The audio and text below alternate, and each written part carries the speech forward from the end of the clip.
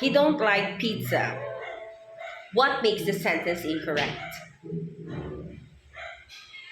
You're right that it's don't. Okay? Why? Kasi ang don't ay ginagamit lang or ang do ay ginagamit lang kapag plural ang subject.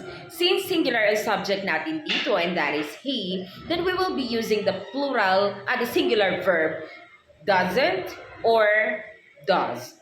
So it should be, he doesn't like pizza, not he don't like pizza. So in case of she as a subject, we will also use does or doesn't kapag negative.